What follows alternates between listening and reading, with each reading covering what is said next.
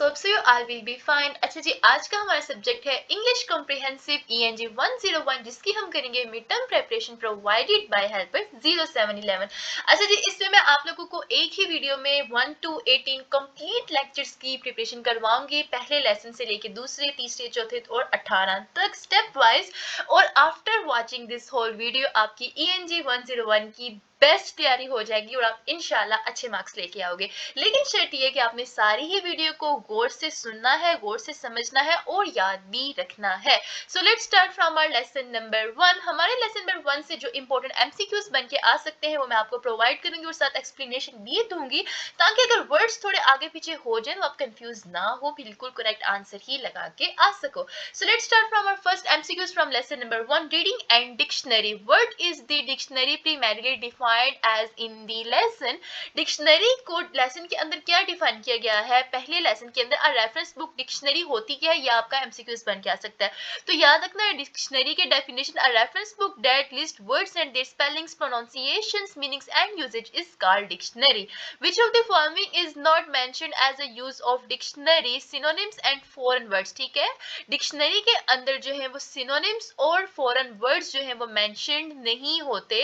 Lesson में dictionary के 9 uses दिए गए हैं: spelling, pronunciation, part of speech, origin, meaning, usage, label, synonyms, antonyms, foreign words, general info. Novels लिखना सीखना डिक्शनरी का काम नहीं है, सॉरी। तो इसका हमारे पास करेक्ट आंसर है जी नोवेल। सिनोनिम्स फॉरेन वर्ड्स नहीं, नोवेल यहाँ पे हमारे पास करेक्ट आंसर होगा। सो यहाँ एक्सप्लेनेशन में ये थोड़ा करेक्ट है, ठीक है।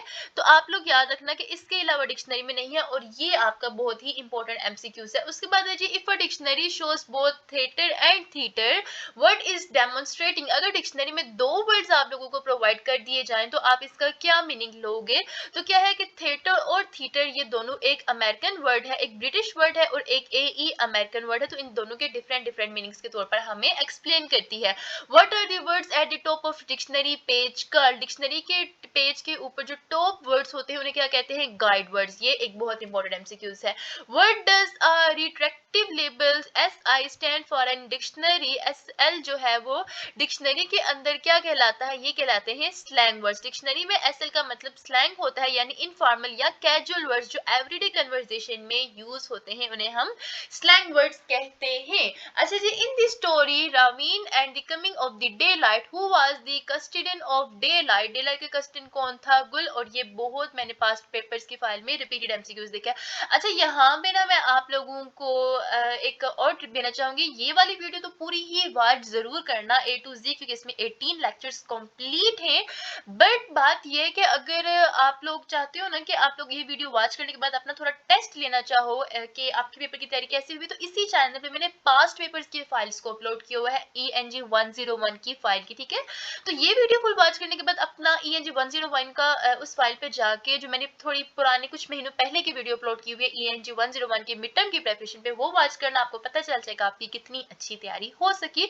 और वो वीडियो भी जरूर वॉच करना, क्योंकि पास्ट पेपर्स के एमसीक्यूज गारंटीड रिपीट होते हैं। अच्छा जी, व्हाई डिड गुल family open the cedar box. गुल की फैमिली ने सीडर बॉक्स क्यों ओपन किया था, ये ना एक गुल की स्टोरी चल रही थी, तो इसके ऊपर थोड़े बहुत एमसीक्यूज बन के आते हैं। ऐसा नहीं है कि ये स्टोरी थी इसमें से एमसीक्यूज क्या बन के आएंगे, मैंने पास्ट पेपर्स में देखे हैं गुल की फैमिली से स्टोरी एमसीक्यूज बन के आए हुए हैं। सो जी, उन्होंने सीडर बॉक्स क्यों ओपन किया था, because Ramin pushed a thorn deeper into his foot and गुल जो था उसने स्क्रीम किया था इसका पेन। अच्छा जी, what natural event does the story रामीन and the coming of daylight explain करती है, sunrise daylight spreading over the earth.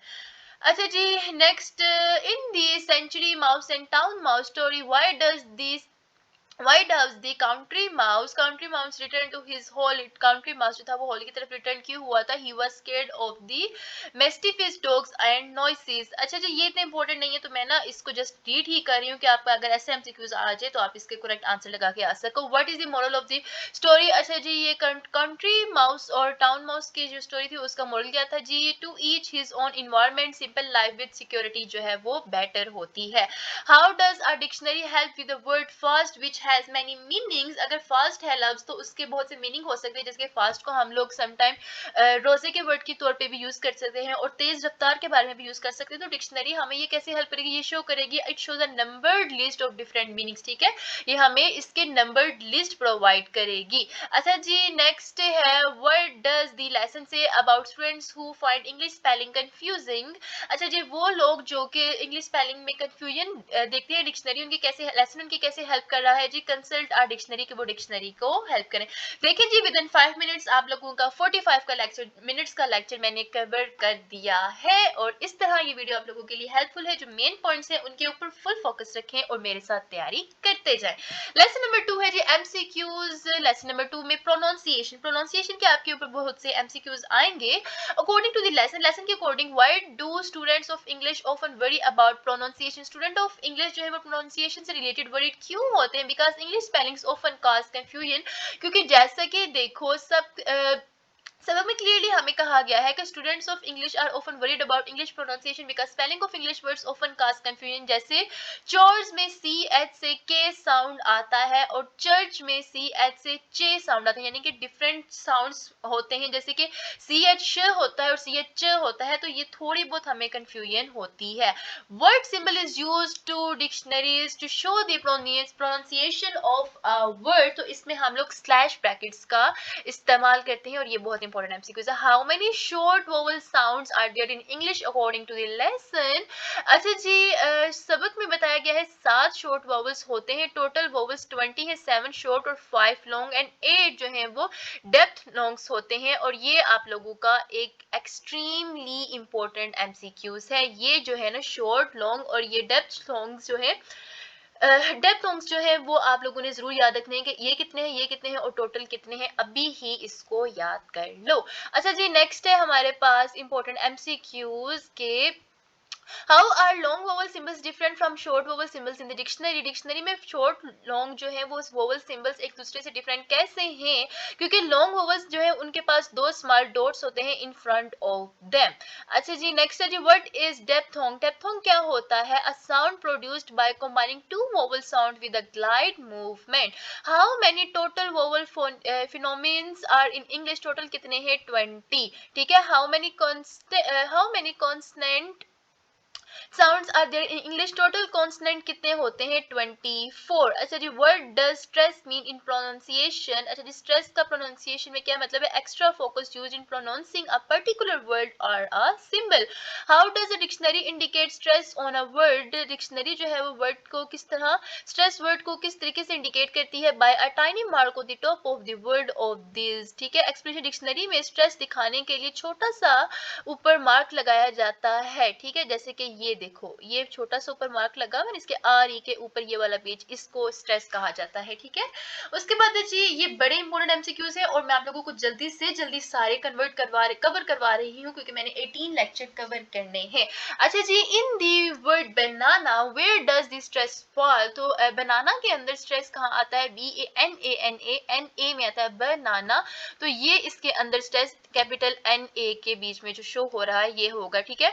Lesson में एक्सप्लेन किया गया है कि जैसे स्ट्रेस सेकंड सिंबल पर आता है, स्ट्रेस जो है वो सेकंड सिंबल पे आता है। बस ये वर्ड याद रख लो तो आप लोगों को करेक्ट आंसर लगा के आ सकोगे। अच्छा जी, what happens in the word rebel when the stress changes from rebel to rebel. तो ये होगा the part of speech changes noun with verb. अच्छा जी, नेक्स्ट है हमारे पास in the word present which stress pattern shows it is a noun.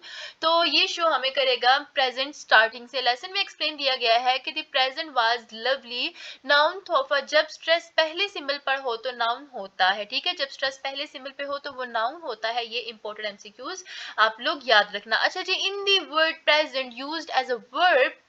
अच्छा जी, प्रेजेंट को जब एज अ वर्ब यूज किया गया है शो करने के लिए something how is it stressed, तो ये स्ट्रेस्ड होगा सेंटर में। ठीक है, ये होगा स्ट्रेस्ड वर्ब के तौर पर सेंटर में और नॉन के तौर पर स्टार्टिंग में। ये फर्क याद रखना। अच्छा जी, what is the pronunciation of the letters च इन द वर्ड चोर्स। ये कैसे होगा? हमारे पास के साउंड का होगा। ठीक है, लेसन में एक्सप्लेन किया गया the word chores which begins with the letter CH pronounce with the K sound. अच्छा जी, हमारे पास नेक्स्ट है what is the pronunciation of shun in the word ration. अच्छा जी, इसको हम कैसे पढ़ेंगे? शन। ठीक है, TION को हम लोग क्या कहते हैं? शन। जैसे कि रेशन, रिलेशनशिप, एक्स्ट्रा। ठीक है। अच्छा जी, what is the pronunciation of च इन द वर्ड। ये इस तरह से होगा श साउंड। अच्छा जी, च को सॉरी च साउंड से च साउंड, ये च होगा ना, एक मिनट, SH नहीं, यहाँ पे इसका करेक्ट आंसर होगा। अच्छा जी, लेसन में लिखा गया है in the word machine CH is also pronounced as CH machine. शीन, अच्छा एस एच को भी सॉरी आप लोग श के तौर पर ही प्रोनाउंस करोगे, यहाँ थोड़ी मेरी मिस्टेक हुई है। अच्छा जी, from the computers passage which word was not in the tick list, अच्छा जी कंप्यूटर पैसेज के अकॉर्डिंग कौन सा वर्ड टिक लिस्ट में नहीं था, गेम्स, ये इतना इंपॉर्टेंट एमसीक्यूज नहीं है। According to the lesson where might you find a bar code, अच्छा जी बार कोड को आप कहाँ पर फाइंड कर सकते हो, on grocery items scan for the prices. Next है हमारे पास what does a bar code represent, ये इंपॉर्टेंट एमसीक्यूज है जी। अच्छा जी, बार कोड जो है वो रिप्रेजेंट क्या करता है, a pattern of thick and thin lines representing characters readable by a scanner. उसके बाद है जी, what is the main topic of passage computers in our daily livers, daily lives के अंदर जो है वो कंप्यूटर्स का क्या किरदार है, how computers are in integral part of our daily lives. Lesson number 3 हमारा स्टार्ट हो रहा है and within 10 to 11 minutes मैंने आपके 10 मिनट्स में मैंने 2 लेक्चर्स कवर कर दिए हैं, इंशाल्लाह 18 मुकम्मल होंगे। अच्छा जी, लेसन नंबर 3 है हमारे पास रीडिंग फॉर मेन आइडिया, आप लोग मेन आइडिया से रीडिंग कैसे देखते हो, इसमें से इंपॉर्टेंट एमसीक्यूज कैसे बन के आ सकते हैं अकॉर्डिंग टू द लेसन, जो कि हमें लेसन प्रोवाइड किया गया है 3 वर्ड, ये इस तरह का एमसीक्यूज नहीं बन के आएगा according to the lesson, just इस तरह आएगा, what happens if you read inaccurately, अगर आप इनएक्यूरेटली रीड करते हो तो क्या होगा, you will miss some of information और आइडियाज दैट यू रीड, ठीक है, तो आप कुछ इंफॉर्मेशन लॉस कर सकते हो। What is the topic of a paragraph, यानी कि आपको कोई पैराग्राफ दे सकते हैं उसका टॉपिक, ये पहले आपके सब्जेक्टिव के लिहाज से इंपॉर्टेंट होता था लेकिन अब नहीं है, तो मैं जो इंपॉर्टेंट नहीं है उसको स्किप कर रही हूँ। How can you usually express the topic of a paragraph, ये इंपॉर्टेंट है कि आप लोग आमतौर पर किस तरह एक्सप्रेस कर सकते हो किसी भी पैराग्राफ के टॉपिक को इन वर्ड आर टू, ठीक है, या तो एक लफ्ज में या फिर दो लफ्ज के अंदर। टॉपिक इज यूजुअली एक टॉपिक को यूजुअली एक दो लफ्जों में एक्सप्रेस किया जा सकता है, जैसे plants, group, psychology etcetera, physiology etcetera, ठीक है, तो ये आप लोग किसी भी एक लफ्ज से टॉपिक को या एक दो वर्ड पर ही टॉपिक होता है। What question should you ask yourself to find the topic of a paragraph, जब ये इंपॉर्टेंट एमसीक्यूज है कि जब आप किसी भी पैराग्राफ का टॉपिक फाइंड करो तो आप इसको किस तरीके से अपने आप को क्वेश्चन कर सकते हो, what is the writer trying to say और discuss throughout the paragraph, तो आप लोग अपने उस पैराग्राफ को रीड करके अपने अंदर ये सोचोगे कि राइटर जो है वो बेसिकली किस चीज को मेनली टारगेट कर रहा है कि मैं इस चीज के बारे में एक्सप्लेन करने जा रहा हूँ। जैसे कि देखो हम लोग टॉपिक से पढ़ लेंगे, अगर फिलोसफी तो हमें पता होगा कि इस टॉपिक में फिलोसफी से बारे ही डिटेल में लिखा जाएगा, तो इस तरीके से आप लोग गेस कर सकते हो। अच्छा जी, नेक्स्ट है हमारे पास important MCQs in text who are the scientist, okay ये मैं थोड़ा स्किप कर रही हूँ क्योंकि ये आप लोगों ने पैराग्राफ से फाइंड करना होता है, तो ये इतना इंपॉर्टेंट नहीं है, ठीक है। अच्छा जी, to topic sentence exercise, the Nile the largest river in Egypt is unique because what does this sentence do, अच्छा जी ये सेंटेंस है the Nile the largest river in Egypt, तो क्या explain why the river is unique, ठीक है, तो ये हमें एक्सप्लेन कर रहा है कि रिवर यूनिक क्यों है, इसकी ये कैरेक्टरिस्टिक्स होगी। अच्छा जी, टॉपिक सेंटेंस है हमारे पास एक, a little known story about M A Jinnah tells about his manners of thinking, what does this paragraph do, तो ये पैराग्राफ क्या कर रहा है, ये कर रहा है relates the little known story, ये हमें लिटिल नाउन स्टोरी को रिलेट कर रहा है, ठीक है। टॉपिक सेंटेंस कह रहा है कि अ लिटिल नाउन स्टोरी बताई जाएगी जो कि जिना के मैनर ऑफ थिंकिंग के बारे में होगा, ठीक है। ये आप लोगों ने कुछ गेस्ट बेस्ड एमसीक्यूज करने होंगे और इनके बारे में मैं आप लोगों से कहूंगी कि बस थोड़ा सा दिमाग लगाना, बहुत ही इजी होते हैं इनके आंसर्स को फाइंड करना, जैसे कि मैं भी आपके सामने ही कर रही हूं। देखो in text 5 what else contributes to famine according to the details, अच्छा जी in text 5 what does the, अच्छा ये टेक्स्ट इसमें इंक्लूड नहीं है तो मैं इसको थोड़ा सा मिस कर रही हूँ क्योंकि ना ये मैंने आप लोगों के आंसर्स थोड़े से एआई के इस्तेमाल से बनाए हुए हैं, तो मैंने कहा था कि कोई भी एमसीक्यूज मिस ना हो, मैं कॉपी पेस्ट कर रही थी आपके हैंडआउट्स वहां पर, तो ये थोड़ा एक्स्ट्रा डिटेल मौजूद है। अच्छा जी, नेक्स्ट हमारे पास इंपॉर्टेंट है what are the 3 skills taught in the lesson 3, ये बहुत इंपॉर्टेंट एमसीक्यूज है कि लेसन 3 के अंदर हमें कौन सी 3 स्किल्स दिखाई गई हैं, आइडेंटिफाई करना, टॉपिक को सिलेक्ट करना, मेन आइडिया को रिकॉग्नाइज करना, सपोर्टिंग डिटेल्स को। What does the lesson say about reading speed, अच्छा जी लेसन जो है वो रीडिंग स्पीड से रिलेटेड क्या कहता है, if you read slowly your other work will suffer, तो आपका जो दूसरा वर्क है वो सफर कर सकता है।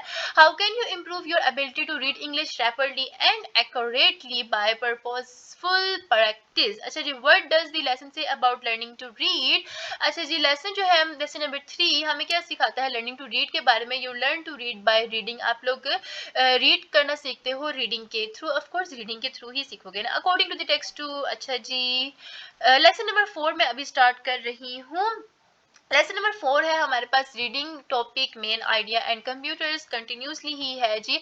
अकॉर्डिंग टू द पैराग्राफ 1 हमें एक यहाँ पर पैराग्राफ मिसिंग है, लेकिन आप लोगों को हो सकता है पैराग्राफ दे दें, तो ये नहीं मिस ना करो, थोड़ा बहुत समझ लो।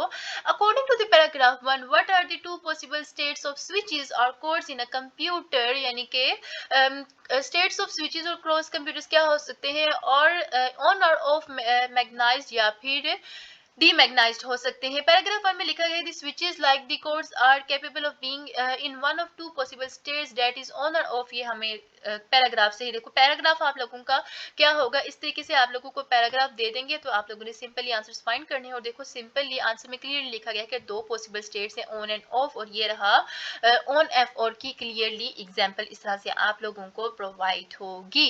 अच्छा जी, नेक्स्ट यहाँ पे अगर मेरे पास कोई इंपॉर्टेंट एमसीक्यूज आ रहा है तो मैं रीड करूंगी, लेकिन अगर पैराग्राफ से रिलेटेड हुआ तो मैं स्किप कर रही हूँ, क्योंकि आप लोग ये खुद से सोल्व कर सकते हो। Where is the paragraph keep inside the computer in the memory. अच्छा जी, which of the following is not mention as a basic capability of the paragraph. अच्छा जी, इसमें कंप्यूटर से रिलेटेड ही सर हमें एक्सप्लेन करते रहे हैं। पैराग्राफ से रिलेटेड तो आप लोग खुद भी मेन आइडिया अपने यूनिवर्सिटी लेवल पे आके सॉल्व कर सकते हो, ठीक है। अच्छा जी, सेक्शन 2 पे जाती हूँ, topic and main idea of the question. What is the topic of paragraph 1। Topic है जी लेसन में पैराग्राफ 1 का टॉपिक दिया गया है, a computer is a machine. अच्छा जी, लेसन नंबर 3 और 4 और 2 जो थे ना वो इतने इम्पोर्टेंट नहीं थे, तो मैं ना क्या बेहतर समझ रही हूँ, देखती हूँ अगर कुछ इंपॉर्टेंट हुआ तो पढ़ा दूंगी, लेकिन मैं सोच रही हूँ कि इसको लेसन नंबर 5 पे ही ले जाऊँ। अच्छा जी, a dash with a screen is normally referred to as a dash unit, terminal, CRT display। ये इंपॉर्टेंट आपका एमसीक्यू से आ सकता है। A computer is a dash, ये इंपॉर्टेंट है जी।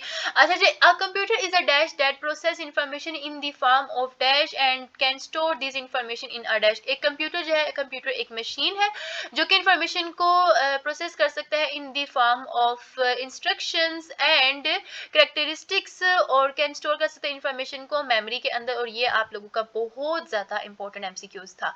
अच्छा जी, लेसन नंबर 5 में आप लोगों का स्टार्ट कर रही हूँ। देखो कितनी जल्दी आप लोगों के 4 लेसन स्टार्ट भी हो गया है, 5th लेसन। अच्छा जी, 4 कंप्लीट हुए, ठीक है। अच्छा जी, लेसन नंबर 5 है connectives and link words, understanding reference. What is the reference in our text. आप लोगों को टेक्स्ट दिया गया है, रेफरेंस वो वर्ड होता है। अच्छा, आप लोगों को यहाँ पे ना टेक्स्ट मैंने इंक्लूड नहीं करवाया, आप लोगों को यहाँ पे टेक्स्ट दिया जाएगा, तो बेसिकली आप लोगों को समझ इन एमसीक्यू से रिलेटेड क्या होनी चाहिए कि कनेक्टिव्स क्या होते हैं, रेफरेंस क्या होते हैं। तो हम डायरेक्ट इनकी डेफिनेशन ही पढ़ लेते हैं ताकि आप इनमें प्रो हो जाओ और इनके करेक्ट आंसर्स लगा के आ सकते हो। सो रेफरेंस क्या होता है, रेफरेंस वो वर्ड्स होते हैं जो पहले आए हुए वर्ड्स की तरफ इशारा करते हैं, ठीक है। रेफरेंस वो वर्ड्स होते हैं जो कि पहले आए हुए वर्ड्स की तरफ इशारा करते हैं, जैसे he, she, it, they these etcetera. Lesson में इटैलिक वर्ड्स रेफरेंस होते हैं, ठीक है। सो इटैलिक वर्ड्स को हम लोग रेफरेंस कह सकते हैं। ये रेफरेंस से रिलेटेड डेफिनेशन याद रखना। उसके बाद what is connectives in a text. Text के अंदर कनेक्टिव्स क्या होते हैं, words that join ideas together like but, so, however, जैसे कि हम लोग उर्दू में कहते हैं जैसा के, ताहम, इसी तरह ये वर्ड्स जो होते हैं इन्हें हम लोग कनेक्टिव्स कहते हैं। अच्छा जी, according to the lesson what will improve if you recognise links between sentences. अगर आप लोग सेंटेंसेस के दरमियान लिंक्स को जोड़ते हो तो आप लोग क्या समझोगे, you reading speed and comprehension, तो अपनी रीडिंग स्पीड और कॉम्प्रीहेंशन को। अच्छा जी, नेक्स्ट हमारे पास इंपॉर्टेंट एमसीक्यूज क्या बन के आ सकता है जी। ये एग्जांपल्स हैं जिनको मैं रीड नहीं कर रही हूँ, अगर आप चाहो तो स्टॉप करके यहाँ पे रीड कर सकते हो अपनी एक्स्ट्रा समझ के लिए, लेकिन अगर आप लोगों ने डेफिनेशन याद कर लिया तो ये आप लोगों को याद करने की जरूरत नहीं है, ठीक है। तो नेक्स्ट ही मैं स्टार्ट कर रही हूँ, टाइप्स ऑफ कनेक्टिव्स। अच्छा, ये इंपॉर्टेंट आपके पास एमसीक्यूज है, टाइप्स ऑफ कनेक्टिव्स। कनेक्टिव्स की टाइप्स क्या होती हैं, विच of the following word signal result.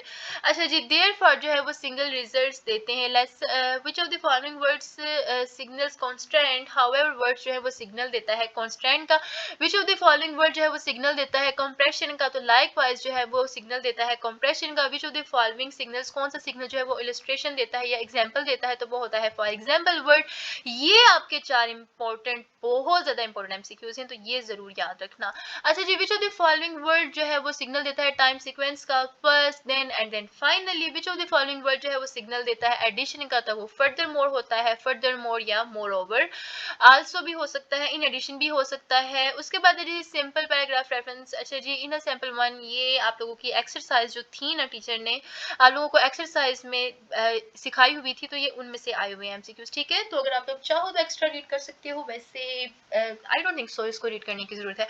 अच्छा जी, section number 4 simple paragraph reference क्या होता है, ये भी आप लोगों की एग्जांपल्स में से बने हैं, तो एक्सरसाइज एग्जांपल्स को मैं स्किप कर रही हूँ क्योंकि हमने एक ही वीडियो में 18 लेक्चर्स कवर करने हैं और बेस्ट तैयारी भी करनी है। अच्छा जी, ये हाउएवर बट देयरफॉर, ये आप लोगों को अब तक समझ आ गया होगा यूनिवर्सिटी लेवल पे ऑलरेडी, तो ये पढ़ने की जरूरत नहीं। अच्छा, ईएनजी 101 काफी हद तक बच्चों वाला सब्जेक्ट है, ये भी एक सच है। अच्छा जी, according to the lesson recognising reference and connectives हमें हेल्प करते हैं इंप्रूव करने में रीडिंग स्पीड को और कंप्रीहेंशन को। अच्छा जी, नेक्स्ट हमारे पास है which of the following is a reference word. Reference word इनमें से कौन सा है, ही शी इट दे, ये हम लोग ऊपर रेफरेंस की डेफिनेशन में पढ़ के आए, अगर किसी स्टूडेंट ने याद कर लिया था तो ये तो उनके लिए मुश्किल ही नहीं था। इस तरह से मैं कहूंगी कि हर एक एमसीक्यूज को, मेरे हर एक वर्ड को ध्यान से सुनो और याद भी रखो अपने फ्रेश माइंड के साथ। विच of the following is a connective. Connective क्या होता है, लफ्ज को जोड़ना। हाउएवर का मतलब क्या होता है, ताहम, तो ये कनेक्टिव ही होगा। अच्छा जी, किसी को अगर नहीं पता सारे कनेक्टिव वर्ड्स तो वो याद रख लेना, हाउएवर, देयरफॉर, बट और बिकॉज, ये 4 कनेक्टिव वर्ड्स होते हैं। अच्छा जी, नेक्स्ट है हमारे पास लेसन नंबर 6, हम लोग अभी स्टार्ट करने जा रहे हैं अपना। लेसन नंबर 6 है हिस्ट्री ऑफ कंप्यूटर से रिलेटेड। ये थोड़ा बहुत याद रख लो क्योंकि ये समझने वाला नहीं है, थोड़ा ना रट्टा लगाने वाला लेसन है, लेसन नंबर 6। सो क्या कहा गया, what was the very first calculating device used by humans. अच्छा जी, ह्यूमंस की तरफ से यूज किए जाने वाली पहली कैलकुलेटिंग डिवाइस कौन सी थी, वो थी 10 figures of a human hand. Simple. What is the abacus still used in some parts of the world because it can understood without knowing how to read? Who devised the mechanical way of multiplying and dividing that led to the modern side rule? तो वो कौन थे, जे Dnieper थे। Important MCQs है। Who invented cellulose independently? किसने invent किया था cellulose को independently? तो वो थे sir Isaac Newton and Leibniz. अच्छा जी, फर्स्ट कैलकुलेटिंग मशीन कब आई थी, अच्छा sorry, what did the first calculating machine appear, कब हुई थी, व्हेन, तो याद रखना 1820 में। इंपॉर्टेंट एमसीक्यूज है। Who design the analytical engine. Analytical engine किसने डिजाइन किया था, चार्ल्स बैगेज ने किया था। अच्छा जी, why is Charles Babbage considered important in computer very history. इसको इंपॉर्टेंट क्यों समझा जाता है, क्योंकि इसने आइडियाज दिए थे जहां पर बेसिस फॉर बिल्डिंग थी, आज के कंप्यूटर्स की बेसिक्स थी। अच्छा जी, 20th सेंचुरीज में कंप्यूटर से रिलेटेड क्या है, who build the first analog computer and in which year, किसने पहला एनालॉग कंप्यूटर बिल्ड किया था और किस साल में किया था, वो थे जी हमारे वेनिवर बश इन अमेरिकन इन 1930। उसके बाद जी, what was the first digital computer called. पहले डिजिटल कंप्यूटर को क्या कहा जाता था, मार्क 1 कहा जाता था। Who build the first digital computer using vacuum tubes in 1946, तो ये थे हमारे जे एकर एंड जे म्यूचले। अच्छा जी, what was the name of the computer built by Eckert and Mauchly in 1946, तो वो थे एंड एक, ये थोड़े से ना लेक्चर नंबर 6 आपका रट्टा लगाने वाला है, तो इसको मिस ना करो। इसको ना मैं प्रेफर करूंगी पेपर देने से पहले ना कुछ टाइम पहले इसको एक दफा मेरी आवाज में या अपनी ही रीड में एक दफा पढ़ लेना, आप लोगों को याद रहेंगे और पेपर में इसका करेक्ट आंसर लगा के आ जाओगे। ये कुछ ट्रिक्स होती हैं। अच्छा जी, जनरेशन ऑफ कंप्यूटर से रिलेटेड भी याद रखना। When did the first generation of computer come out, तो पहली जनरेशन आई थी 1950 में। What made second generation computer faster than first generation. अच्छा जी, सेकंड जनरेशन जो थी वो फर्स्ट जनरेशन से किस वजह से फास्टर थी, ट्रांजिस्टर्स की वजह से instead of vacuum tube. Second generation computers क्या थे, स्मॉलर थे, फास्टर थे और मोर डिपेंडेबल थे। What does third generation computers. अच्छा जी, कंप्यूटर की थर्ड जनरेशन क्या थी, ये थी टाइनी इंटीग्रेटेड सर्किट्स के ऊपर थी। हाउ मेनी कैलकुलेशंस पर second can a third generation computer कर सकता है, अब मिलियन कैलकुलेशन पर सेकंड कर सकता है। What is a chip made for, chip जो है वो सिलिकॉन से बनी होती है और ये आपके CS101 का भी बड़ा इंपॉर्टेंट एमसीक्यू है। किस किसने मेरी CS101 की वीडियो से तैयारी की थी और अच्छे मार्क्स लेके आए हैं, वो ही कर लें ENG 101 के पेपर में भी। अच्छा जी, हमारे पास नेक्स्ट है, which statement best express the main idea of the text. अच्छा जी, मेन आइडिया, यहाँ पर आप लोगों को टेक्स्ट दिया जाएगा तो मेन आइडिया तो आप लोग समझ ही जाते होंगे ना। तो नेक्स्ट ट्रू फॉल्स है हमारे पास, इनको भी रीड कर लेते हैं। I am never gonna skip anything because I have promised you guys के आपकी अच्छी तैयारी होगी। अच्छा जी, ट्रू एंड फॉल्स में क्या है, the abacus and fingers are two calculating devices still in use today, ये एक ट्रू स्टेटमेंट है, हम लोग स्टिल अपनी फिंगर्स का इस्तेमाल करते हैं। True and false, using transistors instead of vacuum tubes did nothing to increase speed, तो ये एक फॉल्स स्टेटमेंट है। ट्रू एंड फॉल्स में नेक्स्ट एमसीक्यूज है जी, a computer involve their size decrease and independently increase, तो ये एक ट्रू स्टेटमेंट है। ये ना आप लोगों के लेक्चर नंबर 6 के हैंडआउट्स में ट्रू फॉल्स थे और ये उनमें से एमसीक्यूज बन के आए हुए हैं और आपके पेपर में भी आ सकते हैं। अच्छा जी, कंप्यूटर टेक्नोलॉजी जो थी वो डेवलप हुई थी टू अ पॉइंट जहां पर new developments will take a long time to come, तो ये एक फॉल्स स्टेटमेंट होगी।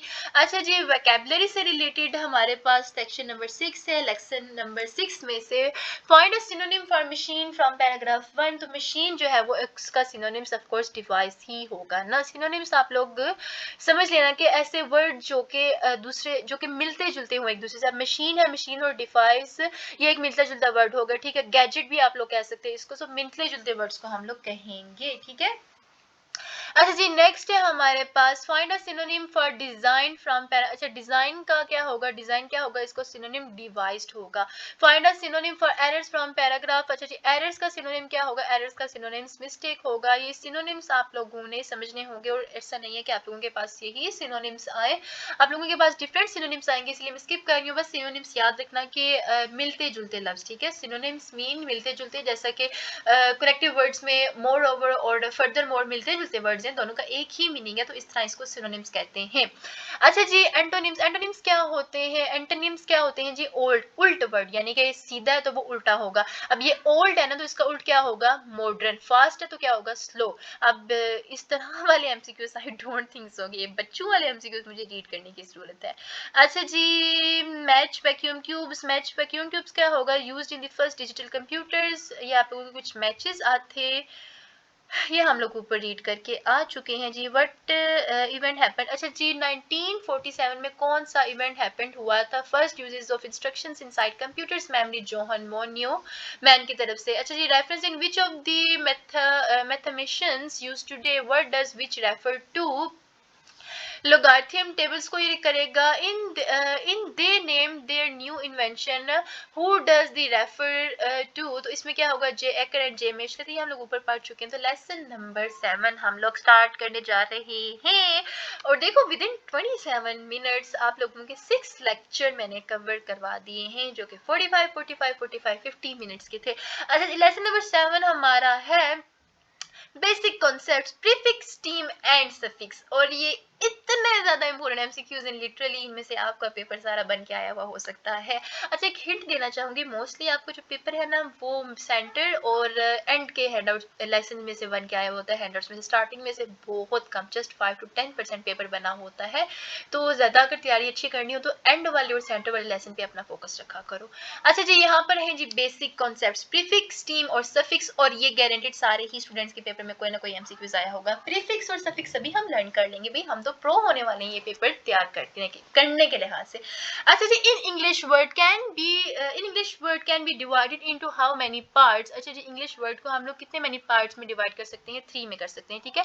लेसन में क्लियरली लिखा है एन इंग्लिश वर्ड जो है, सॉरी इंग्लिश इंग्लिश वर्ड को हम लोग 3 वर्ड्स में डिवाइड कर सकते हैं प्रीफिक्स, टीम और सफिक्स के लिहाज से। अब हम लोग पढ़ेंगे इनकी डिटेल को। What does pre mean in the word prefix, अच्छा प्रीफिक्स के अंदर प्री का क्या मतलब होता है, बिफोर, ये बहुत इंपॉर्टेंट एमसीक्यूज है, फुल फोकस से सुनो, ओके। प्रीफिक्स के अंदर प्री का क्या मतलब होता है, बिफोर। अच्छा जी, what is a prefix, prefix होता क्या है, what comes before the stem, prefix जो है वो स्टीम से पहले आता है, पहले प्रीफिक्स आता है, ठीक है, पहले प्रीफिक्स आता है, फिर स्टीम आता है और फिर सफिक्स आता है। ये तीनों वर्ड्स आप लोग तरतीब के लिहाज से याद रखो, ठीक है। प्रीफिक्स का मतलब, प्रीफिक्स में प्री का मतलब होता है बिफोर, और प्रीफिक्स किससे पहले आता है, स्टीम से पहले आता है। प्रीफिक्स वो है जो स्टीम से पहले आता है, जैसे डी जो है डीमैग्नेटाइज में आएगा, ठीक है, डीमैग्नेटाइज। अब देखो डीमैग्नेटाइज, इसमें प्रीफिक्स, सफिक्स और स्टीम क्या है। अब देखो हम लोग डी है ना, डी के बाद मैग्ना के लिए ना मैंने एक सेकंड, जस्ट सेकंड से भी कम के टाइम के लिए मैं रुकी और उसके बाद मैंने मैग्ना बोला, ठीक है। मैग्ना के बाद टाइज के लिए भी मैं रुकी, ठीक है, डी मैग्नाटाइज, डी इलादा हो जाएगा, मैग्ना इलादा होगा और टाइज इलादा होगा। डी क्या है प्रीफिक्स, मैग्ना क्या है स्टीम और टाइज क्या है सफिक्स। ये सिंपल है, ठीक है। इस तरीके से आप लोग याद रखना, आप लोगों की आसानी होगी। व्हाट इज सफिक्स, सफिक्स क्या होता है, सफिक्स स्टीम के बाद आएगा, जैसे कि लास्ट वाला वर्ड, ठीक है। सो प्रीफिक्स पहला वर्ड, स्टीम सेकंड वाला और सफिक्स थर्ड वाला वर्ड होता है। याद हो गया। अच्छा, सफिक्स वो है जो स्टीम के एंड में लगता है, जैसे ईआर इन प्रोग्रामर, ठीक है, ईआर लास्ट वाला वर्ड है प्रोग्रामर। अच्छा जी, प्रो एक वर्ड होगा, ग्राम एक वर्ड होगा, अर जो है वो एक वर्ड होगा, यानी कि 3 हिस्सों में हम लोगों ने वर्ड को कन्वर्ट करना होता है, तोड़ना होता है। What is a steam, centre वाला word. What are both prefix and suffix called together, important MCQs के prefix और suffix को हम लोग जब जोड़ दें तो वो क्या कहलाते हैं, वो affix कहलाते हैं, ठीक है। What does prefix usually change in a word, prefix जो है वो word के अंदर क्या चेंज करता है, the meaning of the word, ये meaning ही चेंज कर देता है word का, ठीक है। अब देखो यहाँ पर ये ग्रामर है ना, ये देखो अगर हम लोग steam और उसके ऊपर चले जाए ना, लास्ट होता है सफिक्स, तो ये ग्रामर बन रहा है, ठीक है।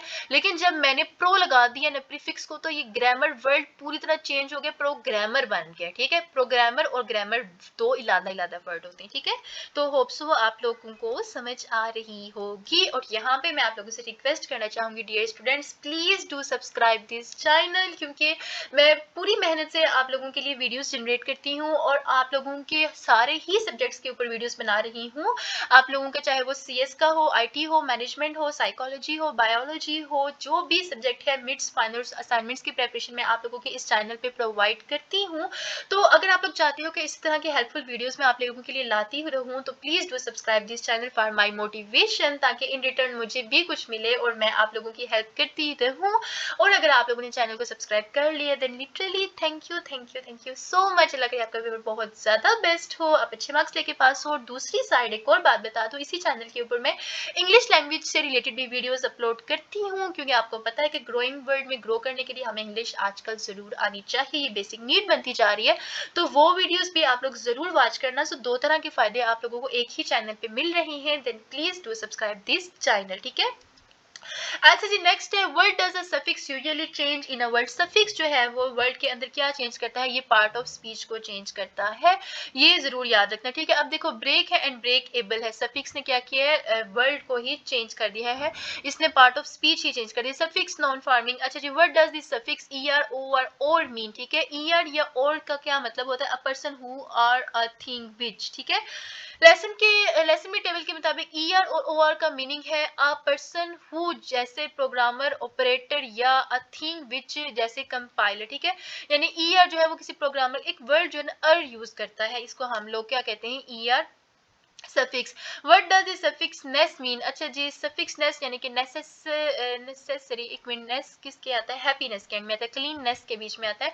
तो ये नेस का क्या मतलब होता है, नेस का मतलब होता है कंडीशन ऑफ, ठीक है, नेस का मतलब होता है कंडीशन ऑफ, ये सफिक्स याद रखना। Which suffix means a person who is I S T, ठीक है, आईएसटी का मतलब होता है अ पर्सन, सफिक्स का मतलब, ठीक है, सफिक्स आईएस, ठीक है, आईएसटी एक सफिक्स है, सॉरी एक मिनट, अब आईएसटी एक सफिक्स है जिसका मतलब है अ पर्सन हु, ठीक है। What does the suffix A N C E or A N E N C E mean, तो ये स्टेट या इक्विटी के लिए इस्तेमाल होता है। In the world freedom, word suffix is used and what does it mean, तो इसमें इस्तेमाल हुआ है डीओएम लास्ट वाला वर्ड, डोमेन या कंडीशन, ठीक है। अच्छा जी, इन द वर्ड रिलेशनशिप, अच्छा ये देखो अभी तक आई होप सो आप लोग सफिक्स से रिलेटेड प्रो होगे तो थोड़ा सा ना मैं इसको स्किप कर रही हूँ, क्योंकि मैंने 18 लेक्चर्स कंप्लीट करने हैं। अगर आप लोग पढ़ना चाहो तो मैं थोड़ा ना स्लोली इसको ऊपर लेके जा रही हूँ, कि आप लोग खुद से ना वीडियो को स्टॉप करके पढ़ लेना अगर मजीद डिटेल में जाना चाहो। लेकिन जहां तक मुझे लगता है इसमें मजीद डिटेल में जाने की जरूरत नहीं है, क्योंकि प्रीफिक्स, सफिक्स और स्टीम क्या होते हैं हम लोग समझ चुके हैं, ठीक है। तो अभी अगर कुछ नया आया इस लेक्चर में तो मैं आप लोगों को पढ़ा दूंगी, अदरवाइज मैं इसको स्किप करने जा रही हूँ, ठीक है, क्योंकि प्रीफिक्स, स्टीम और सफिक्स में आप लोग अब सही तैयार हो गए हो। अच्छा जी, एक्सरसाइज 3 यहाँ पर हमारे पास एक्सरसाइज है जी, choose the correct word. A computer can perform mathematical dash very quickly mathematical operations. Of course choose the correct word. One of the first person to note that the computer is menu flexing the computer is the computer operator होता है, ठीक है। Operation और operator का बीच का फर्क आप लोग याद रखना। अच्छा जी, नेक्स्ट है choose the correct word. A computer is a device. Computer एक डिवाइस है जो कि एक्सेप्ट करती है process and gives out information, ठीक है। अच्छा, ये जो एमसीक्यूज है ना, इनसे रिलेटेड मैं आप लोगों को हिंट देना चाहूंगी। अब देखो, a computer is a device which dash process and gives out information. अब इसमें सारे ही ना वर्ड लगा के देखना, अगर आप किसी एक पे सेटिस्फाइड नहीं हो ना, आपको डायरेक्टली मीनिंग नहीं पता, क्योंकि यहाँ एक्सेप्टेबल एक्सेप्टेंस सबको मतलब नहीं पता होता कि थोड़ा थोड़ा वर्ड का मतलब चेंज होता है, लेकिन सब लोग कंफ्यूज हो जाते हैं। तो इस सूरत हाल में क्या करना, चारों ही लगा के देखना, और प्रोनाउंस करने में आप लोगों को जो ठीक लगे ना, उसको करेक्ट आंसर लगा लेना। ये मैं खुद से नहीं कह रही हूँ, साइंटिफिकली प्रूव्ड है कि प्रोनाउंस करने में जो चीज आप लोगों को ठीक लग रही हो ना, हमें ब्रेन वो सिग्नल्स दे देता है कि भाई इसमें कुछ है, तो वही करेक्ट आंसर होता है। ये नेचुरली हमारे दिमाग के अंदर चीज मौजूद है। अब देखो, मैं कह रही हूँ a computer is a device which acceptable process. क्या ये ठीक लग रहा है? A computer is a device which acceptance process. ठीक लग रहा है? A computer is a device which accepts process, which accepts process. A computer is a device which acceptably process. देखो, खुद ही दिमाग में मुझे लगा है कि a computer is a device which accepts process. acceptance acceptable थोड़ा कोई डिफरेंट लग रहा है। accepts प्रोनाउंस क्या करना है, यानी कि सिंपली कि जो फर आपसे पूरा जुमला बोलने जाए ना, वही ठीक होता है। ये एक ट्रिक थी जो कि मैंने आप लोगों को बता दी है। अच्छा जी, इन सारे अगले एमसीक्यूज में भी यही ट्रिक लगा के आना, ठीक है। अगर पढ़ना चाहो तो पढ़ सकते हो, लेकिन थोड़े बहुत आप लोगों के पेपर्स में वर्ड चेंज हो सकते हैं। मेन चीज आप लोगों का कॉन्सेप्ट क्लियर होना चाहिए, ठीक है। इसीलिए मैं इनको कर रही हूँ स्किप। अगर आप पढ़ना चाहो मजीद इंप्रूवमेंट के लिए, तो मैं इसीलिए वीडियो को स्लोली स्लोली ऊपर लेके जा रही हूँ, ताकि आप लोगों की हेल्प हो सके। So let's start from our lesson number 18। Lesson number 8 sorry 18 क्या है जी, वर्ड फॉर्मेशन। अगेन प्रीफिक्स, यार कितना भी प्रीफिक्स पढ़ाना है वर्चुअल यूनिवर्सिटी वालों। अच्छा जी, word is a prefix, a letter, a group of letters added to the beginning of a steam-based word is called prefix. Word in the word ensure, what is the prefix and what is the steam? You and un जो sorry untrue I'm sorry, थोड़ी बहुत mistake हो जाती है। untrue है तो क्या होगा, ये तो आप लोगों को पता है ना। पहला वर्ड प्रीफिक्स और सेंटर वाला स्टीम, ये अब आप लोग लगा के आ सकते हो, तो जाने दूं या पढ़ूं।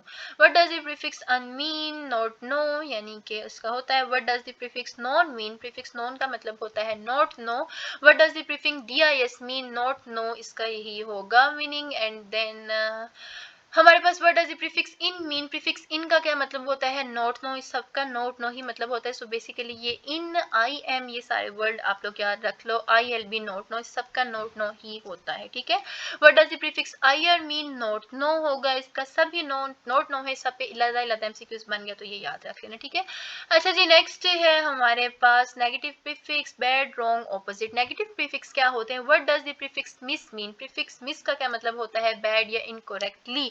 What does the prefix anti mean? Prefix anti का मतलब होता है opposing या फिर against. नेक्स्ट हमारे पास एमसीक्यूज है जी।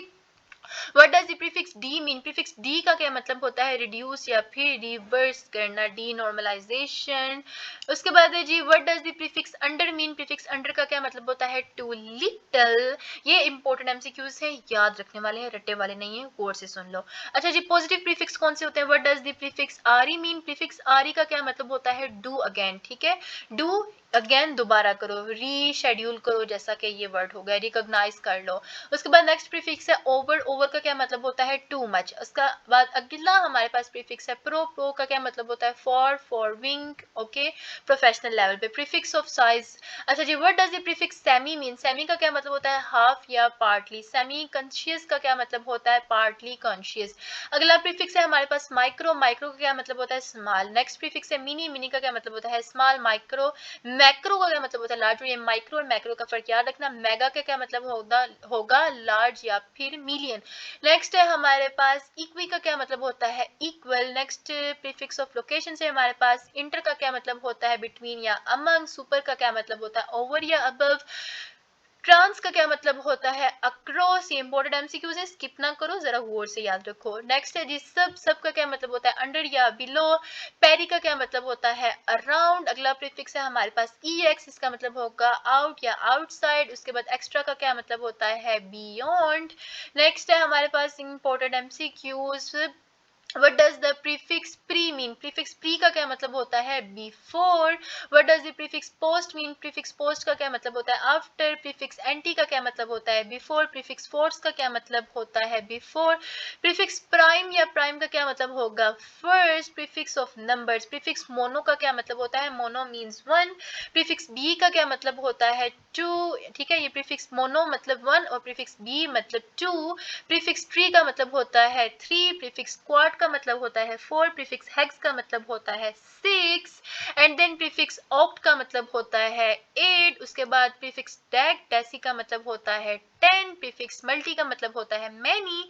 अच्छा जी, प्रीफिक्स ऑटो का मतलब होता है सेल्फ। आई नो ये थोड़े हार्ड है याद रखने, बट क्या करें याद करने पड़ेंगे। और मैं स्किप इसलिए नहीं कर रही क्योंकि मैं कह रही हूँ कि मैंने अच्छी तैयारी करवानी है, मैं अपना बेस्ट परफॉर्म कर रही हूँ, तो आप लोग भी करो ना। What does the prefix co mean together or with? उसके बाद prefix neo का मतलब होता है new. Next synonyms आएगा हमारे पास, what does the admonish the child mean mostly nearly warn. admonish का मतलब होता है warn या फिर advise firmly. what does efface or wrong mean most nearly wipe out. ठीक है, effect का मतलब होता है wipe out या फिर erase करना. what does perennial favorite mean most nearly, तो ये enduring होता है इसका मतलब। ये आप लोगों के पास कोई भी synonyms दे के आ सकते हैं, तो आप लोग इसको रट्टा ही लगाओ, ये रट्टे वाले एमसीक्यूज है। what does dissolute behavior mean most nearly immoral. what does jeer out our efforts mean most nearly ridiculous.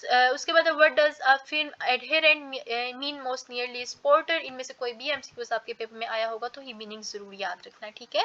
Next है what does a semblance of order mean most nearly, तो इसमें appearance होता है। what does an irate guest mean most nearly, तो ये angry होता है। Next हम लोग स्टार्ट करने जा रहे हैं lesson number 9। Important MCQs, reading description, locating information. What is processing according to the lesson. lesson के according जो है processing का क्या मतलब है, so basically यहाँ पे आपको processing की definition आनी चाहिए। processing मतलब handling and manipulating information given to the computer is called processing. what are the three basic concepts that occur in almost every aspect of human life. वो कौन से तीन concepts है जो कि almost हर human life में होते हैं, वो है input, processing and output. उसके बाद है जी in the clothing manufacturing example what is the output. output क्या होगी finished agreement, ठीक है, agreement. next है what is the centerpiece of a computer system. Car computer का centerpiece कहलाता है central processing unit CPU. what are data or programs stored or for long periods of time, तो वो है on secondary memory devices, magnetic tapes and disk वगैरह में ये save होता है। अच्छा जी, according to the lesson what is the narrow view of computers. Computer का narrow view क्या होता है, कंप्यूटर का narrow view होता है they are the extremely large adding machines. Computers को सिर्फ बड़े एडिंग मशीन्स कहने नैरो व्यू है, कहना नैरो व्यू है। उनकी वर्सटैलिटी बहुत ज्यादा होती है। What limits computer versatility. अच्छा जी, वर्सटैलिटी क्या होती है कंप्यूटर्स की, कंप्यूटर की वर्सटैलिटी होती है the imagination of those who use it. Computers in the late 1950s and clearly 1960s were क्या थे वेरी एक्सपेंसिव टू ऑन और run. What has charged about computers now. Computer से related अब क्या changed हुआ है, सॉरी से change ये हुआ है कि ये आज के कंप्यूटर्स पोर्टेबल, छोटे, कॉम्पैक्ट और सस्ते हो गए हैं, ये चेंज हुआ है। What are computers remove from our lives. Computer हमारी जिंदगी से क्या रिमूव किया है, रूटीन और बोरिंग टास्क को। Which statement best express the main idea of the text. Text का मेन आइडिया कौन सी स्टेटमेंट बेस्ट डिस्क्राइब करेगी ऑल ऑफ द गिवन, ये एक टेक्स्ट था। अच्छा जी, नेक्स्ट हमारे पास कुछ इंपॉर्टेंट आ रहा है तो वो भी हम रीड कर लेंगे। Find a synonym for called from a paragraph 1। अच्छा जी, कॉल्ड का सिनोनिम क्या होगा, कॉल्ड का सिनोनिम होगा टर्म्ड, ठीक है, याद रखना कॉल्ड का सिनोनिम क्या होता है टर्म्ड। उसके बाद है जी एंटीनम क्या होगा, वाइट का एंटीनम होता है जी नैरो। उसके बाद है जी हमारे पास important MCQs. What is the big advantage of railway computer ticket reservation system, it's rapidly cancelled booking can be sold second later. According to the lesson, a paragraph has three components. अच्छा जी, एक paragraph है जिसके 3 components होते हैं और ये 3 कौन से हैं, तो याद रखना कि एक पैराग्राफ के 3 कंपोनेंट्स हैं, main idea, major details and minor details are called the 3 components of the computer. Lesson number हम लोग अपना स्टार्ट करेंगे लेसन नंबर 10, जिसमें है जी हमारे पास मेन फ्रेम्स के बारे में जिक्र। What are mainframes according to the lesson. अच्छा जी, मेन फ्रेम्स क्या होती हैं? Large computer system that process immense amounts of data are called the what are mainframes. ठीक है, मेन फ्रेम्स वो बड़े कंप्यूटर सिस्टम है जो कंप्यूटर इंस्टॉलेशन में पाए जाते हैं और बहुत ज्यादा डेटा को प्रोसेस करते हैं। Why are mainframes so powerful. Mainframes जो है वो पावरफुल क्यों होती हैं? They use very high speed mainframes and have complex instructions. What can a large computer accomplish in one instruction that are a similar computer take several steps to do. तो ये होते हैं the same operation. Types of computers, computers की types कौन सी होती हैं? There are digital with analogue computers. What are the two main types of large computers mentioned in the lesson. अच्छा जी, two main types large computer की कौन सी होती हैं? डिजिटल होती हैं और एनालॉग होती हैं। बड़े कंप्यूटर्स को दो टाइप्स होते हैं, डिजिटल और एनालॉग। याद रखना, what percentage of large computers in use are digital computers, तो ये होती हैं about 90%। Why is it called a digital computer. Digital computer को हम डिजिटल कंप्यूटर क्यों कहते हैं? क्योंकि ये डेटा प्रेजेंट करता है to it are made up of code consisting of digits. अच्छा जी, the digital computer is compare to what in the lesson. से डिजिटल कंप्यूटर को लेसन के अंदर किस चीज से कंपेयर किया जाता है? जी, डिजिटल कंप्यूटर को एक मैग्नेटिक कैश रजिस्टर के तौर पर कंपेयर किया जाता है और ये बहुत इंपॉर्टेंट एमसीक्यूज था। अच्छा जी, what is the analogue computer compare to a card speed motor. अच्छा, मैं इसको एक्सप्लेन सिंपली इसलिए नहीं कर रही क्योंकि ये सारा कुछ रट्टा रखने वाली और याद करने वाली बातें हैं, लेकिन इसका मतलब ये नहीं कि मैं रीड कर रही हूँ और आप लोग ध्यान कहीं और हो जाए। भी ध्यान अपना वीडियो के वर्ड्स के ऊपर ही रखो, मेरी बातों के ऊपर ही रखो और सारे सबक को सही से याद रखो। ये याद रखने वाले एमसीक्यूज हैं, ठीक है? इसलिए मैं जस्ट इनको याद रीड कर रही हूँ क्योंकि आप इनको याद रखना। What is the analogue computer essentially used for. Analog computer को क्यों इस्तेमाल किया जाता है? प्रॉब्लम्स इन्वॉल्विंग मेजरमेंट्स के लिए। अच्छा जी, नेक्स्ट है what does the analogue computer simulate. Analog computer क्या सिमुलेट करता है? Different measurements by electronic means. अच्छा जी, हाइब्रिड कंप्यूटर से रिलेटेड। हाइब्रिड कंप्यूटर क्या होता है? अ कॉम्बिनेशन ऑफ डिजिटल और analog computer is called hybrid computer. At present which computer is capable of doing anything the analog once did is the digital computer. Physical characteristics of main frames.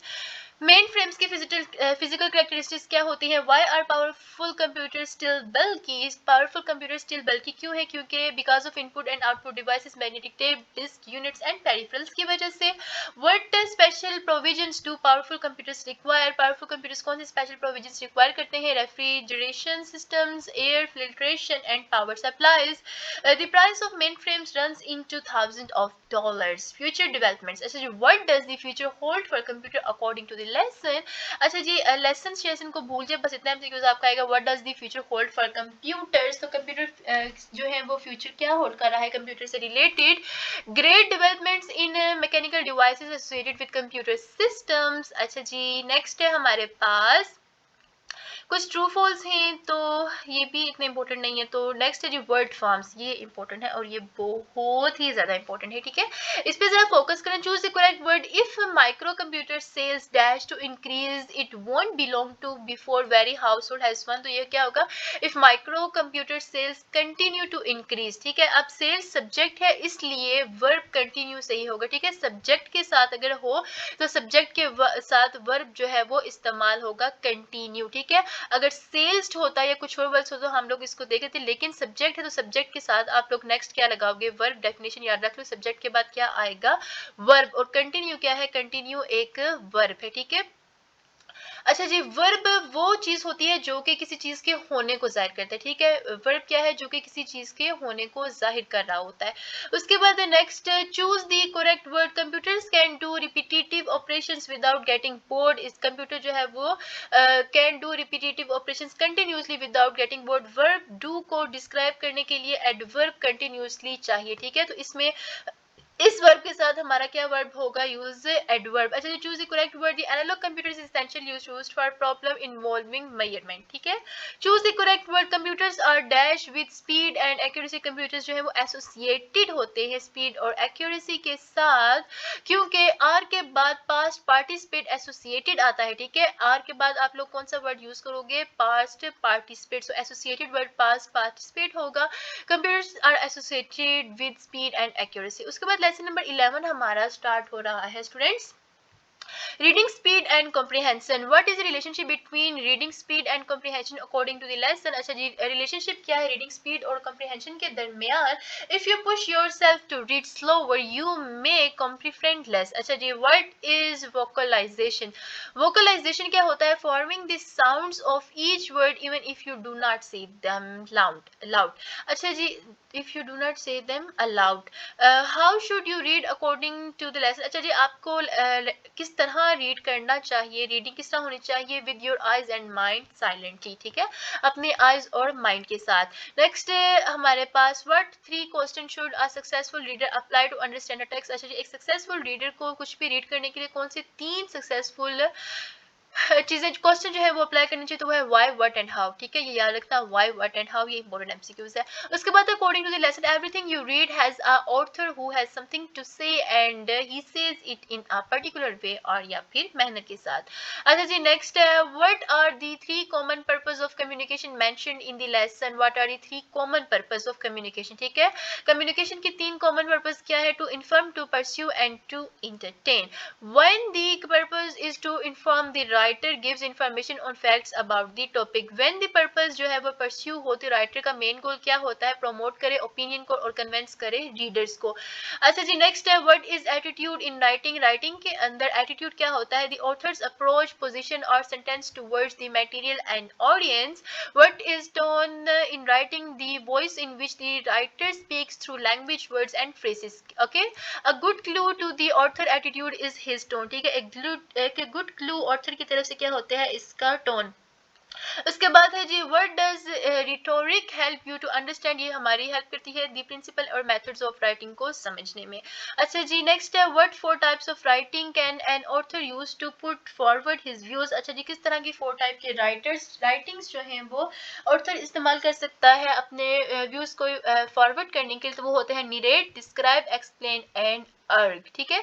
Author निरेट मतलब के कहानी सुनना, describe मतलब के तस्वर खींचना, explain मतलब समझाना, और अर्ग मतलब बहस कराना कर सकता है, ठीक है। इनके वर्ड के मीनिंग भी हैं ताकि आप लोगों को इजीली याद हो जाए। What is thesis statement? Thesis बहुत ज्यादा इंपॉर्टेंट है। सो थीसिस स्टेटमेंट क्या होती है? The author's basic statement about his subject, ठीक है, ऑथर की बेसिक स्टेटमेंट सब्जेक्ट से रिलेटेड क्या कहलाती है? Thesis statement. अच्छा जी, नेक्स्ट है what are the most commonly used pattern of organisations mentioned in the अच्छा जी, मेंशन्ड इन द लेसन को थोड़ा स्किप ही रहने दो। अच्छा जी, what are the most commonly used pattern of organisation? तो वो होता है time, order, list of items, comparison, contrast, cause effect, definition, example वगैरह। Recognition of these patterns helps the reader to answer which question how। इसके बाद what are transistors? Transistor ये एक बहुत ज्यादा इंपॉर्टेंट एमसीक्यूज है और पास्ट पेपर्स में ये आता भी है। ट्रांजिस्टर्स क्या होते हैं? द मूवमेंट फ्रॉम और connection between one part to the next is called transistors. What are function words? Function words कौन से होते हैं? Small words like an, at and but, propositions, conjunctions and modifiers. What are content words? Content words क्या होते हैं? Words that are central to the development of the subjects are called content words. ये भी एक बहुत ज्यादा extremely important आप लोगों का एमसीक्यूज है। उसके बाद जी व्हाट इज मेटाफोरिक लॉजिक? अच्छा जी, मेटाफोरिकल लैंग्वेज कौन सी होती है? Making a comparison to make meaning more vivid is called comparison. अच्छा जी, मेटाफोरिकल लैंग्वेज में राइटर कंपैरिजन करता है, जैसे बगल्ड अंकल की आवाज को बगल ट्रैप से कंपेयर करना इस मीनिंग से ज्यादा विविड हो जाएगा। अच्छा जी, नेक्स्ट है Why might you need to reread a text? आपको टेक्स्ट को रीड करने की दोबारा जरूरत क्यों होती है? क्योंकि comprehension और analytical understanding may not be evident in first reading, ठीक है, इसलिए आपको दोबारा रीड करने की जरूरत होती है। नेक्स्ट है which of the following is a listening maker according to the lesson? वो होते हैं first, secondly and thirdly। what does last but not least indicate in listening? अच्छा, last and least का क्या मतलब होता है? the end of an ascending order list is called not last but not least। उसके बाद lesson says poor reading may be a problem but it is not a hopeless one, ठीक है, poor reading problem हो सकती है लेकिन ये hopeless नहीं हो सकती। उसके बाद जी reading comprehension is our main concern according to the lesson. अच्छा जी, हियर हमारा लेसन नंबर 12 स्टार्ट हो गया है and I am little bit tired now but I have promised with you कि मैंने पूरे आप लोगों के 18 लेक्चर कंप्लीट करने हैं, तो वो मैं आप लोगों को करवा के ही जाऊंगी और आगे ये आप लोगों की रिस्पॉन्सिबिलिटी है क्योंकि पूरे 18 के 18 ही लेक्चर इंपॉर्टेंट है। No choice on your exams. तो 18 के 18 ही आप लोगों को पढ़ के जाने होंगे। अच्छा जी, what does reading between the lines mean? अच्छा जी, रीडिंग बिटवीन द लाइन्स का क्या मतलब होता है? Picking up ideas that are not directly stated in the material. What is making inference? अच्छा जी, इन्फ्रेंस का क्या मतलब होता है? डिस्कवर करना, इम्प्लाइड और अंडरलाइन करना आइडियाज को इन दी राइटिंग के अंदर।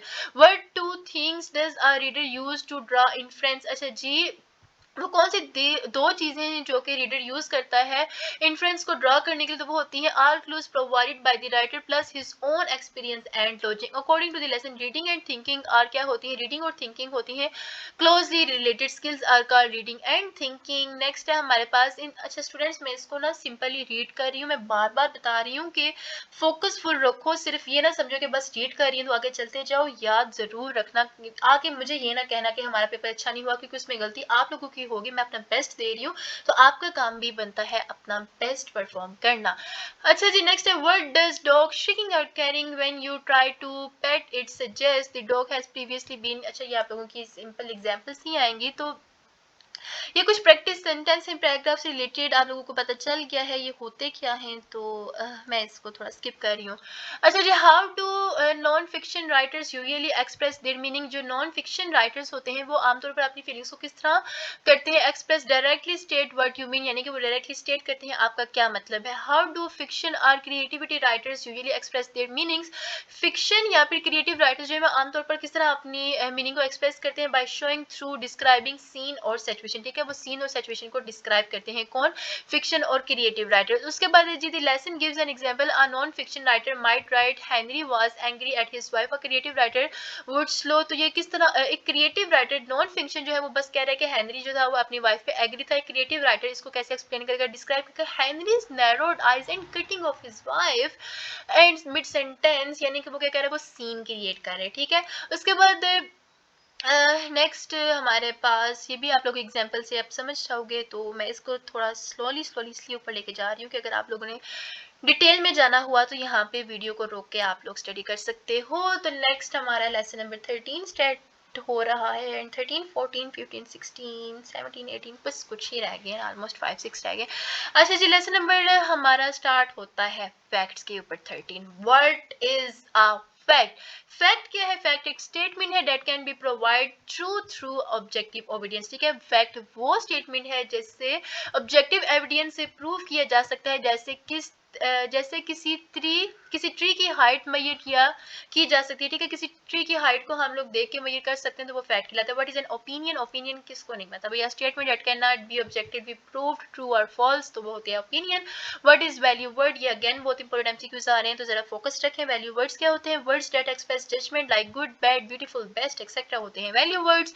वैल्यू वर्ड्स आर सिग्नल्स जो कि opinion an opinion is being expressed होते हैं।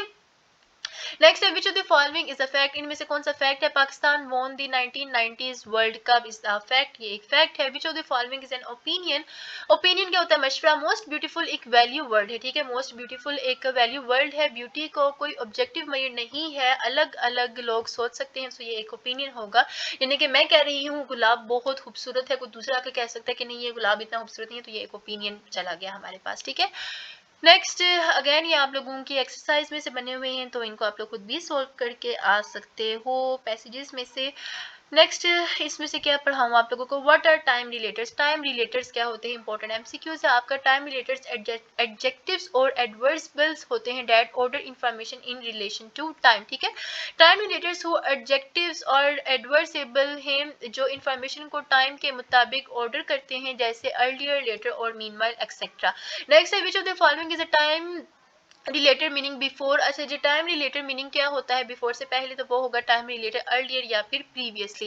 इसके बाद हमारे पास ये भी एग्जांपल्स ही हैं। अच्छा, विच of the following means after? इनमें से किसका मतलब आफ्टर होगा? आफ्टर मींस आफ्टरवर्ड या फिर लेटर। ये तो आप लोग खुद भी सॉल्व कर सकते हो ना, तो इसीलिए मैं ये रीड नहीं कर रही आप लोगों के टाइम सेविंग के लिए, because I am gonna clear your concepts.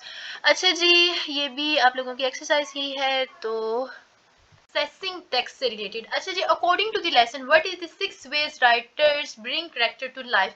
अच्छा जी, वो कौन से 6 रास्ते हैं जिनके थ्रू ये राइटर जो है वो कैरेक्टर्स को लाइफ के ऊपर ब्रिंग करता है। तो वो है action, speech, direct statements, comparison और उसके बाद association with point of view and choice of words. ये बहुत ज़्यादा इंपॉर्टेंट एमसीक्यूज है, इनमें से कोई भी एक दो देकर आप लोगों को ये कंप्लीट एमसीक्यूज बनवा के दे सकते हैं, ठीक है। उसके बाद हमारे पास in Charles Dickens description of mister George cutting bread, what do words like transcend, James, sweet and heat suggest. ये करते हैं she is harsh, forceful and. अच्छा जी, यहाँ पर आप लोगों ने वर्ड्स के जरिए थोड़ा बहुत जज करना है। नेक्स्ट हमारे पास इंपॉर्टेंट एमसीक्यूज कौन सा हो सकता है जी, अकॉर्डिंग रिवीलिंग कैरेक्टर। अच्छा, ये हमारे पास important revealing character through their speech is specially important in which form of literature. अच्छा जी, रिवील करना कैरेक्टर को स्पीच के जरिए ये कौन सी फॉर्म के अंदर इंपॉर्टेंट है लिटरेचर के, तो ये है ड्रामा, ठीक है, प्ले राइट्स आर्ट के थ्रू। उसके बाद है कैरेक्टराइजेशन थ्रू डायरेक्ट स्टेटमेंट्स, हमारा सेक्शन 4 है। इनडायरेक्ट स्टेटमेंट कैरेक्टराइजेशन जो है वो राइटर क्या करता है, टेल करता है, tell us about characters directly, building detail on detail. अच्छा जी, बिल्डिंग डिटेल ऑन डिटेल ही है। अच्छा जी, from the Mrs Arcrate passage which phrase best describe her attitude towards life. तो जी उनके जो अच्छा है एटीट्यूड लाइफ, उन्होंने किस तरह डिस्क्राइब किया है, active, useful and humble about her work. Next इसमें इंपॉर्टेंट कौन सा है, ये भी हमारे बने हुए हैं किस में से, उसके एमसीक्यूज एग्जांपल्स के। अच्छा जी, व्यू और एक्शन से रिलेटेड ये आपका इंपॉर्टेंट है, तो इसको पढ़ लें जी। क्या है कि in the description of Thomas Gradgrind, चलिए ग्रैड ग्राइंड की जो स्टोरी है उसकी डिस्क्रिप्शन के according what phrase is forever associated with him.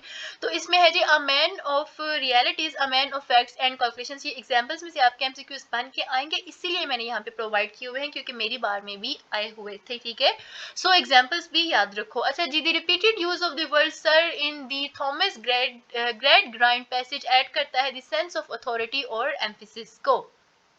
Next है जी इन एडवर्ड, ये भी एग्जांपल्स में से ही है, तो ये थोड़ा ना रट्टा लगाने वाला है, मैं इसको स्लोली ऊपर लेके जा रही हूँ ताकि आप लोग क्या करो, इसको याद कर लो अगर याद करना चाहते हो तो, ठीक है। वैसे इतना भी ज्यादा इंपॉर्टेंट है, जो इंपॉर्टेंट है ना वो है कॉन्सेप्ट्स जो कि मैं आपको इंपॉर्टेंट क्लियर करवा रही हूँ। नेक्स्ट है difference between showing a character through actions with direct statement. अच्छा जी, कैरेक्टर को शो करना एक्शन के थ्रू या डायरेक्ट स्टेटमेंट के थ्रू, इनमें क्या डिफरेंस है। एक्शन शो करता है, डायरेक्ट स्टेटमेंट टेल करता है, ठीक है। एक्शंस शो करते हैं और डायरेक्ट स्टेटमेंट जो है वो टेल करती है। नेक्स्ट है हमारे पास which method gives the reader active participation in understanding the character towards showing through action and speech. Next है हमारे पास लेसन नंबर 15। लेसन नंबर 15 में से हमारा पहला एमसीक्यूज है what is the purpose of a table according to the lesson. अच्छा जी, टेबल का क्या पर्पस होता है, लेसन के अंदर हमें क्या बताया गया है, to give the reader numerical information at a glance, ठीक है, यानी कि हमने रीडर को न्यूमेरिकल इन्फॉर्मेशन देनी होती है एक ग्लैंस के तौर पर, यानी कि एक झलक, एक नजर के तौर पे कि आगे ये डिटेल है हमारे पास। नेक्स्ट है when reading a table what should you read first. जब आप टेबल को रीड कर रहे हो तो सबसे पहले आपको क्या रीड करना चाहिए, तो वो है the title of the table, यानी कि टेबल का title. What should you check to determine if information in a table is reliable. आपको क्या इंफॉर्मेशन चेक करनी चाहिए टेबल के अंदर, अगर इंफॉर्मेशन रिलायबल है तो वो होना चाहिए the source of the information. Next graph से रिलेटेड हम लोग पढ़ेंगे जी what does a graph illustrate. Graph क्या इलस्ट्रेट करता है, a relationship between at least two things illustrate करता है graph. On a graph one thing is measured on a vertical axis and the other जो है वो किसके ऊपर होती है, ऑफ कोर्स हॉरिजॉन्टल एक्सिस पे होती है। नेक्स्ट है जी in a bar graph, bar graph के अंदर what is used instead of dots and lines. Bar graph के अंदर क्या इस्तेमाल किया जाता है डॉट एंड लाइंस के बजाय कुछ और, तो वो है बार की एक्सटेंडिंग फ्रॉम द वर्टिकल और हॉरिजॉन्टल एक्सिस। अच्छा जी, नेक्स्ट हमारे पास यहाँ से कुछ ट्रू फॉल्स हैं जी। From the causes of death table 19 to 97 heart diseases has constantly been the major cause of the death. This is the true statement. From the same table typhoid fever has been completely eliminated as a cause of death. क्या ये true है? No ji, it's the false statement. उसके बाद हमारे पास ये कुछ हैं statements, आप लोग खुद भी पढ़ सकते हो, इनके आंसर लगा के आ सकते हो। And then this one is again from the example. अच्छा जी, which sea is the sweat of Japan. अच्छा जी, जापान का वेस्ट क्या है? तो जापान का वेस्ट है जी सी ऑफ जापान। अच्छा जी, नेक्स्ट है हमारे पास what which construction shows equivalence. कौन सी कंस्ट्रक्शन जो है वो शो करती है इक्विवेलेंस को? एज के बीच में dots and then again edge क्या करती है? कंस्ट्रक्शन शो करती है इक्विवेलेंस के दरमियान, और ये बहुत ज्यादा इंपॉर्टेंट एमसीक्यूज था। अच्छा जी, नेक्स्ट हमारे पास क्या है? विच कंस्ट्रक्शन शोज नॉन इक्विवेलेंस। आगे तो हम लोग इक्विवेलेंस पे गए थे, वो क्या था? एज लेकिन नॉन इक्विवेलेंस यानी कि डिफरेंस हमें क्या शो करती है? Faster than. ये वर्ड आपने याद रखना है। A mainframe is bigger and more expensive than a microcomputer, ये एक्सप्रेस करता है नॉन इक्विवेलेंस। उसके बाद है जी हमारे पास which construction shows the superlative form. कौन सी कंस्ट्रक्शन शो करती है सुपरलेटिव फॉर्म को? तो वो है the best. Computer technology is the fastest growing technology in the world, this express superlative. Next हमारे पास इंपॉर्टेंट एमसीक्यूज है जी द बिगर द कंप्यूटर, जितना कंप्यूटर बिगर होगा the more complex the operations it can do, this express parallel increases. उसके बाद है जी for words with 3 और मोर syllables. अच्छा जी, वर्ड्स के साथ 3 या मोर सिलेबल्स में how we do form the comparative. तो हम लोग कंपैरेटिव को कैसे फॉर्म कर सकते हैं? Put more in front. ठीक है, लेसन नंबर 16। कॉन्ग्रेचुलेशन, हमारे जस्ट 3 लेक्चर्स हैं। ओके, अच्छा जी, लेसन नंबर 16 है हमारे पास what does tone in writing reflect. अच्छा जी, राइटिंग के अंदर टोन के रिफ्लेक्ट करती है ऑथर्स का attitude. Which tone says one thing but means the opposite. कौन सी टोन से जो कि एक थिंग बता रही होती है लेकिन इसका मतलब कुछ और ही होता है, तो वो होती है आयरनी टोन। अच्छा जी, नेक्स्ट है हमारे पास this may be a shabby, run-down looking house, but since I lived here in many childhood, it has a special place in my heart.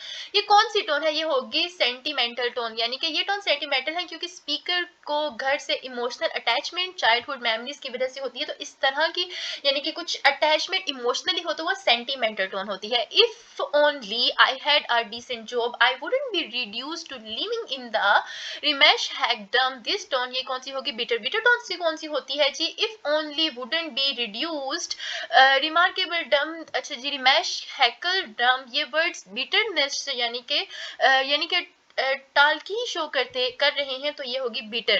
Next है जी in a good argument what do you do after making a point. Good argument में आप लोगों को point बनाने के बाद उसको सपोर्ट प्रोवाइड करनी चाहिए। In this statement my neighbours are inconsiderable what would be solid sport. इसमें सॉलिड स्पोर्ट ऑफ कोर्स क्या होगी? They played loud music at night, children scream outside. Of course जो बड़ी चीज है, बड़ी स्टेटमेंट है, वही इसका करेक्ट आंसर है।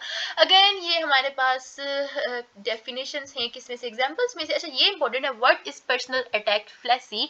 तो ये होता है ignoring the issue and focusing on opponent character, which statement contains a personal attack. ये भी आपकी एग्जांपल्स में नहीं बने। अच्छा, व्हाट इज हस्टी जनरलाइजेशन।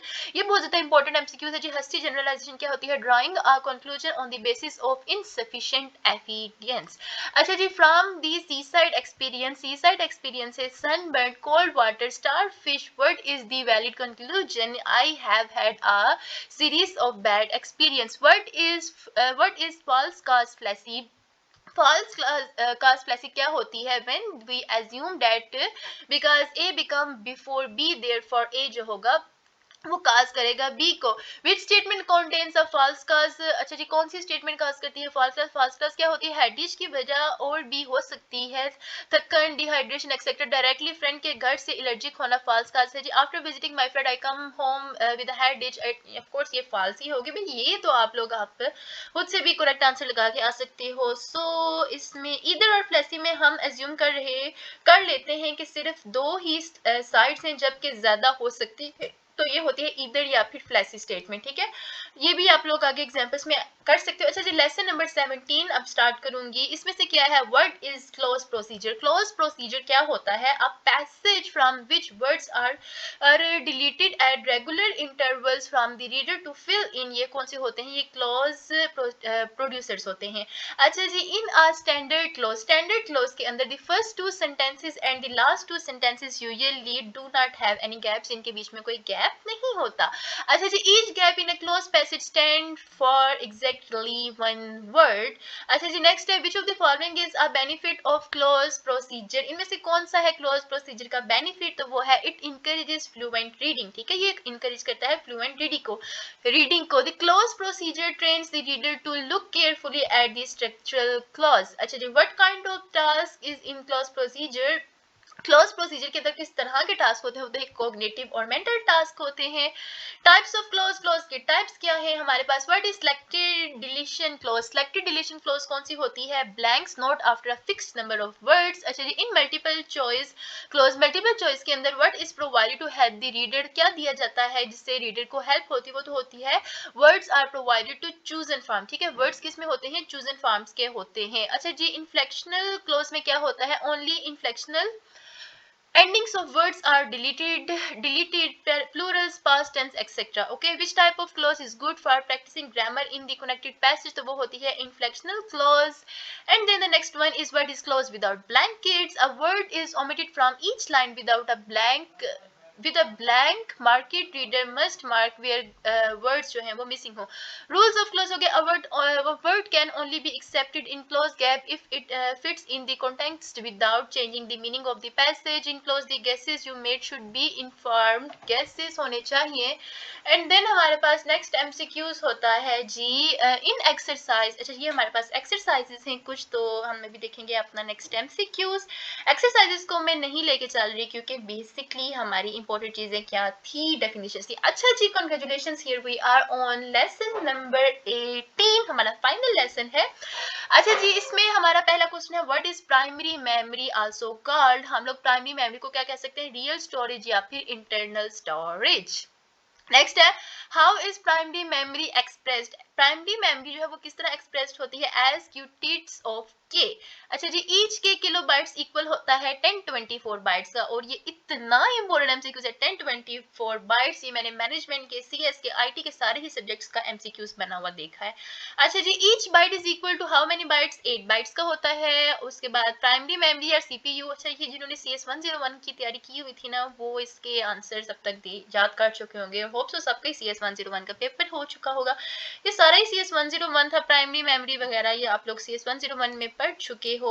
और ओके, अगर कोई पढ़ना चाहे तो यहाँ पर इसको स्टॉप करके कर सकता है, लेकिन जिसने CS 101 की तैयारी की है उसके लिए लेक्चर नंबर 18 कुछ भी नहीं। अच्छा, ये एक है वर्चुअल स्टोरेज, इससे रिलेटेड याद रख लो।